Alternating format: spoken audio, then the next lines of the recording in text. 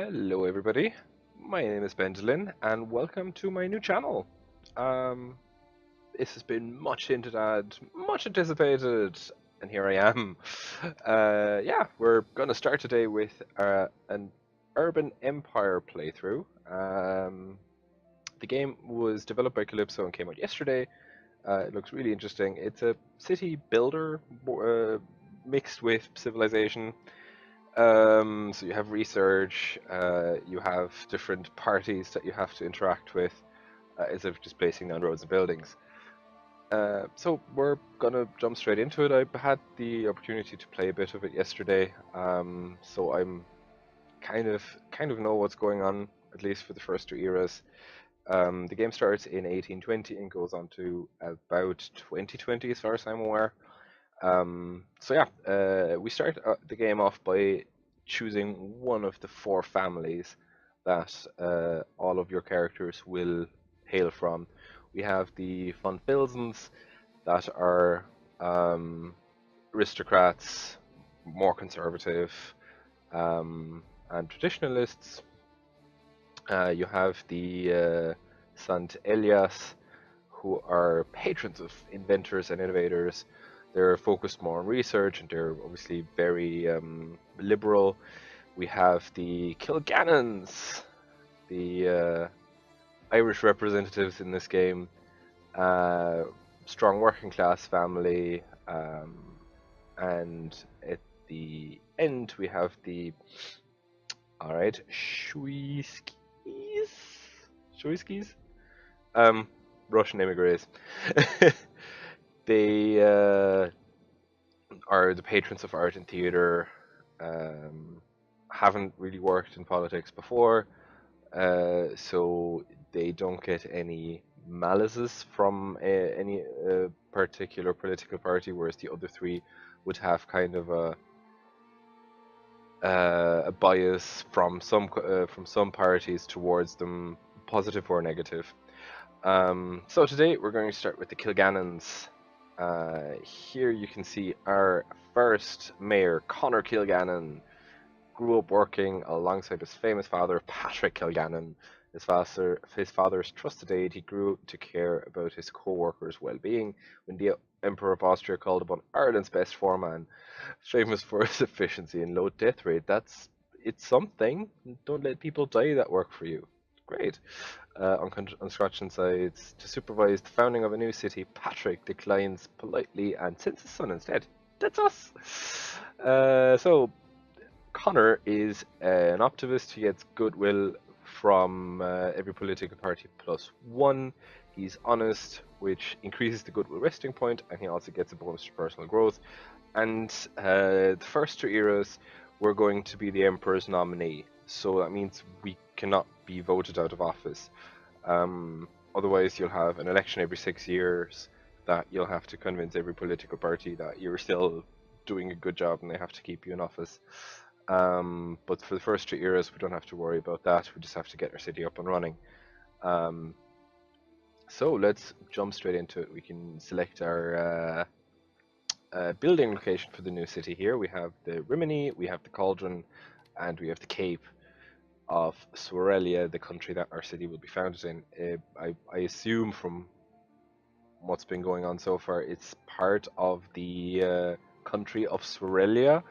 The country of Sorelia is part of the Austrian Empire, which is why we're the Emperor's nominee. So I think we're going to start in the Cauldron. Takes place in Sorelia's mountainous region and offers the player opportunity to apply in a very focused area clearly influenced by the mining industry. Players face the challenge of building a city in a unique location where shipping lanes are constricted and railway traffic comes from the other end of the area. Sounds interesting. So we're going to disable the tutorial because I think it just gets in the way a little bit and start the campaign. So what I found with this game is that it still is a little bit unpolished in areas. Like some of the tooltips don't really work. Like sometimes you get a tooltip, sometimes you don't, which can be a bit annoying when you don't really know what you're doing. So you're just clicking blindly without actually really knowing the outcome of your actions. But we'll have to live with that for now. Hopefully they'll patch that in a uh, a new release sometime soon.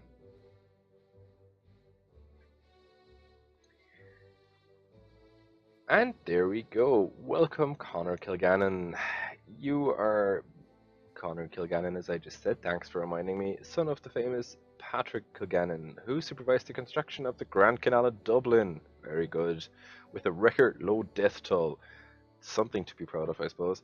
The Emperor of Austria wants to build a new city to connect Vienna to the Adriatic Ocean and invited your father to manage the construction. Being old and ill, your father has sent his right hand man, you, instead.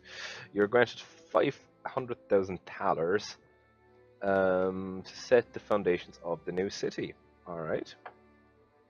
Then let's do just that. So we have our little map here. It is on the coast and mountains on either side. Yeah, there's the other mountain. You can kind of see it. So we start the game off by creating our first district. I think we'll put it.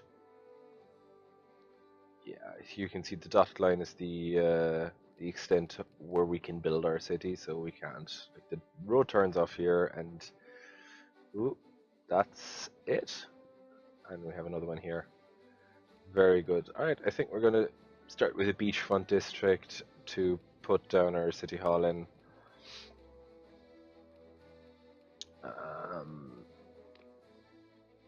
Right, that doesn't really look all that fancy. 1 second. Do, do, do, do, do, do. District too large. Yeah, that looks about right. So this is going to be our first district. We must place the city services, our city hall, in this first district. Let's put that here. And yeah, we can see the cost of placing these services and their running costs, and yet we get an overview of what we've just planned. So we have the zoning kind of tells you what percentage of the buildings being built in this area will be industrial, residential, or commercial. Same tool. See, that's what I was saying. The tooltips don't really tell you the truth all the time. So we have 10% commercial, 30% industrial, and 60% residential. We're building one city hall, and this is going to cost us 366,000 to build, and then a monthly cost of 45,000. Right, we're going to rename the district into City Center, since it's going to be the city centre, and we're going to use our personal funds for it because there is no city council yet to decide on these expenses. For everything after this, you can again either use your own personal personal accounts, or if you want to use the city funds, which is this one up here, you will have to ask your city council for permission. Since they don't exist yet, we can't do that just yet, but that's coming very soon. All right, this is the research screen essentially. You have the 5 eras. They all come with their unique technologies that unlock new business types, new policies that you can enact, and has really cool animation. Anyway, we're going to start with thermodynamics because that gives us access to the railway station, which is going to give a boost to our companies. So I think it's a good starting move. Alright, and here we go. Our city is being built. We have our city hall up and running. And now if we wanted to do something else to the city, we will have to go and look at our city council. This is all 61 elected members of our city council. You can see in the overview right here the different parties that are currently in office. We have the Physiocratic Party. They are left-wing and loyal to the empire. We have the National Sorelian Party. Their their agenda is to promote Sorelian national national spirit of Sorelia within the empire, and are looking to get independent from the empire, and that will happen in a couple of years. Spoiler alert, sorry. Then the Free Democratic Party is a right-wing party that is hoping to get the government's hands out of the running of the city. So they're very much against taxes, very much against any kind of city services that we're trying to build. So they're going to try and piss in our pot as much as they can. So, but yeah, let's just keep the time running for a little while until we have the city centre district built up and we have some money coming in. As you can see at the moment, since there's nobody living here yet, essentially we have 340 people. Our monthly balance is not looking all too peachy, but that will improve as time goes on and we have more people moving in. So, come on, let's get this positive. All right, and we sometimes get these pop-ups. They're events to ask our opinion on certain issues, or as this one, political parties will ask us to give them a shout out to move yourself further in their direction or something. And here you can actually see what the outcome of our actions would be. If we agree to give a speech at the party's convention, we get bonus points to the socialite trade and lose points towards the solitarian trade. I think it's a good idea to do it, since the Physiocratic Party is going to be our main ally for the first 2 years, and we want to get them as strong as possible and as close to them as possible. So we get 2 goodwill with the Physiocratic Party and the 2 points towards the socialite trade. Goodwill in this game is used to influence a party's decision making when you call for a vote. As you can see, we have 6 goodwill with the Physiocratic Party. If we call for a vote to either build a new district or enact an edict or raise taxes or something, we can use this goodwill to force the party's votes in the direction we want them to go in. It's a finite resource. They do have a resting point, so if you go below that, it'll over time go back up to this level. I'm not entirely certain where we can see exactly what that is, the resting point. I think it's in the city information screen. But this is another like way too complex thing to get into detail right now. But yeah, let's just keep the time running a little bit. A good thing to start at the very start of the game is also to raise taxes while everybody still kind of likes you, because this is going to be very important later on. So I'm going to start doing this right away. See, we have a 10% tax rate for both businesses and citizens at the moment. I want to bring this up to at least 15 each. And as you can see, we'll have the votes of the Physiocratic Party. The National Sporelian Party is undecided as of yet, and the Free Democrats are very much against it. But this is where you can use your goodwill to influence them. So I think the Physiocratic Party we have in our pocket. That's grand. They'll give us their votes.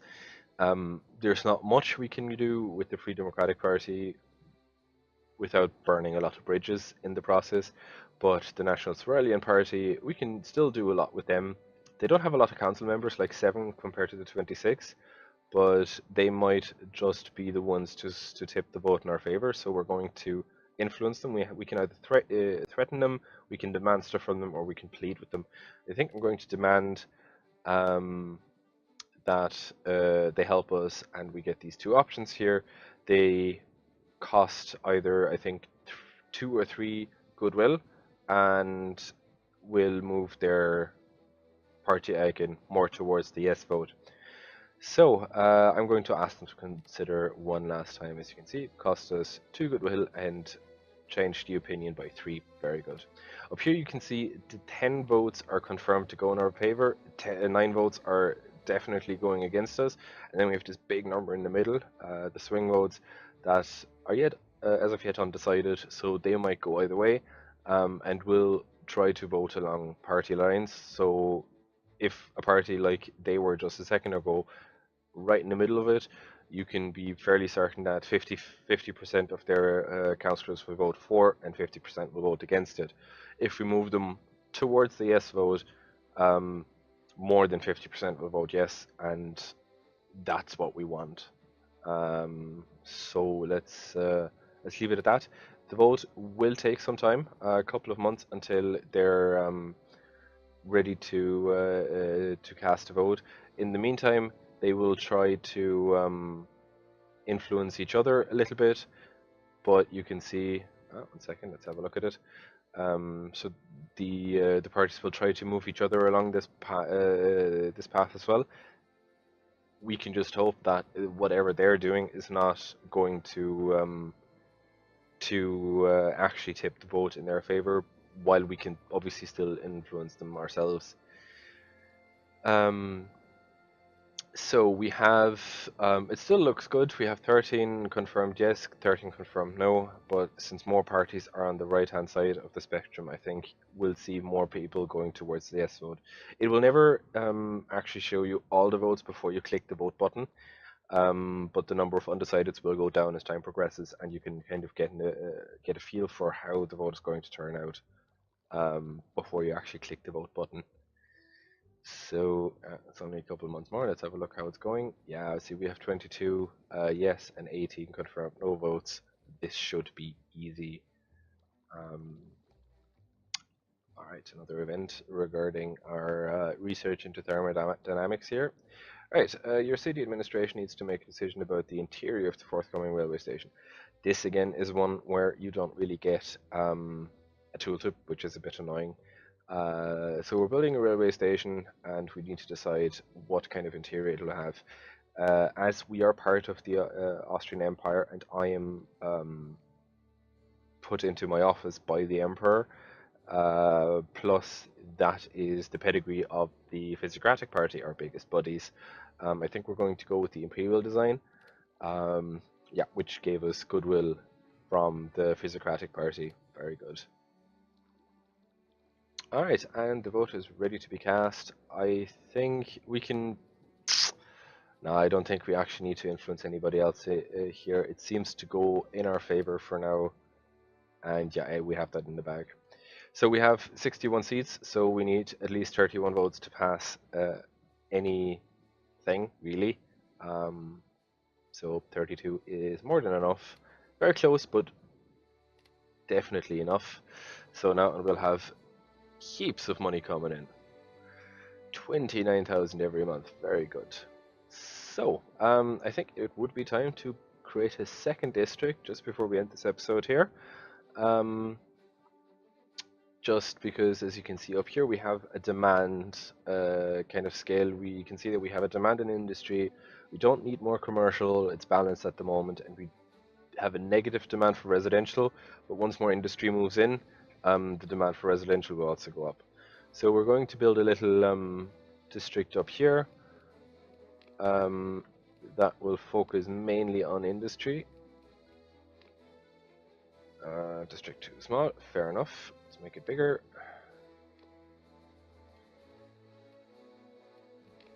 Illegal district shape. Oh, here. Isn't that? No. Alright, that's going to be our industry district.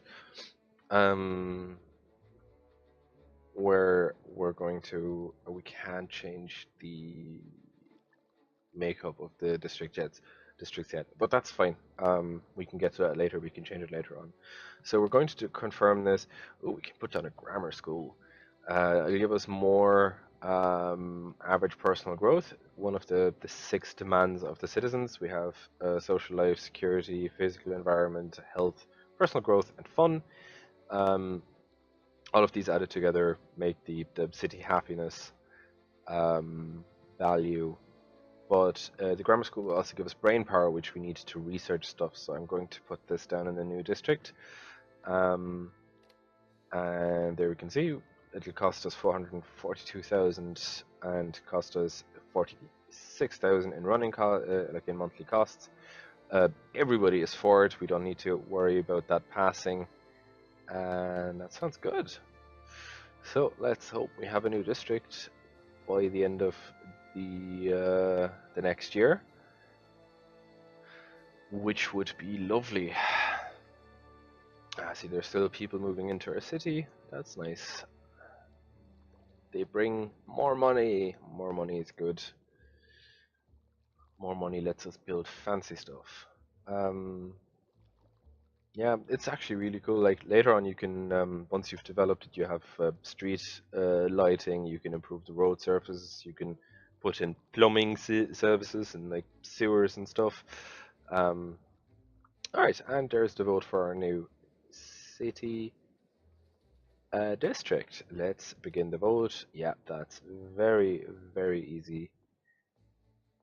We have a new district. Right, what are we going to call this? Pino, no. I was thinking, since this is an Irish mayor, we'll just go with district names from Irish cities. So let's start with Blackpool down in Cork. Right. Yeah, we don't need anything else. We just want to change the name. Anyhow, so we have two districts. We have negative income. We'll have positive income soon again. We're 3/4 to our research with thermodynamics, and it's all looking very good. There's a good note to end the episode here. Thank you very much for watching, and I'll see you next time.